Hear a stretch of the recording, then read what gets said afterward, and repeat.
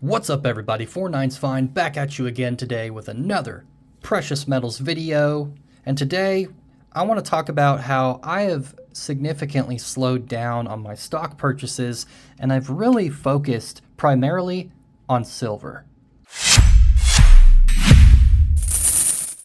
Let me just preface this video by stating that this is not financial advice. This is for educational purposes only. Do not do as I say. This is only for fun. Let me put these back in order. Let's see, 2022, 2023, 2024. Yeah, nice. There we go. So traditionally, for the past several years, I've been investing in the S&P 500, VOO, and VTI. Index funds are two of the main ones that I have invested in, and they've done me well, except for 2020. 2020 was a little iffy, but we all remember that, don't we?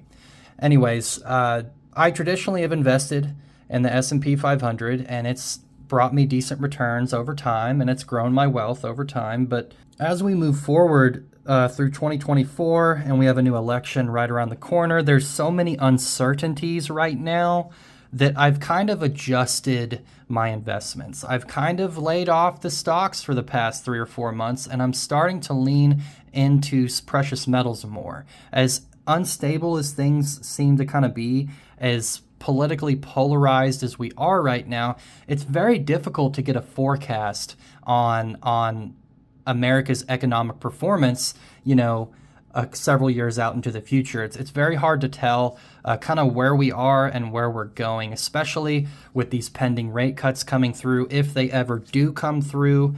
There's too many variables for me right now to continue going as heavy into the stock market as I have been.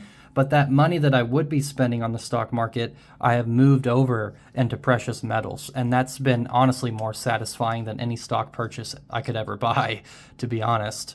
One good tool to look up is the Buffett indicator. The Buffett indicator shows the value of the stock market versus the total worth, the GDP of the United States, and that's very important to look at. So I'm more interested in investing in tangible investments, tangible value that I can hold in my hand, real estate, precious metals, things of that nature, because things that you can hold in your hand are undeniable. This 1 ounce will always be 1 ounce no matter what, and the worse things get, the better these assets do, especially precious metals. I think I'm not for sure, but I think there may be a correction in the stock market in the future after this election, maybe before the election, who knows? I could be totally wrong. I probably am totally wrong, but I don't think our reality reflects what the stock market has been doing. It's just been roaring.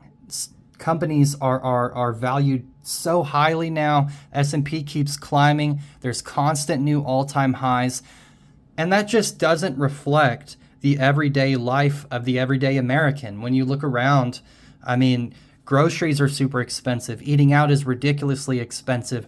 Services, simple services like streaming platforms are getting more and more expensive all the time. Everything is getting more expensive. It's getting harder and harder on the normal everyday person to financially sustain themselves.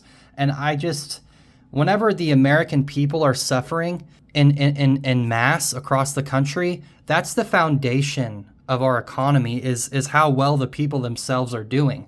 And when those people fall out, whenever we finally fall out and we can't handle this inflation and we can't handle the mass amounts of debt, we can't handle the interest payments, we can't handle, standard cost of living, all of this is going to fall out. Businesses are going to fall out. Banks are going to fail. This isn't doom and gloom or anything. I just think the stock market's overvalued. I don't think it's reflecting what America is actually going through right now. So I'm not going to go super heavy into the stock market, at least until I can kind of tell maybe what the future looks like.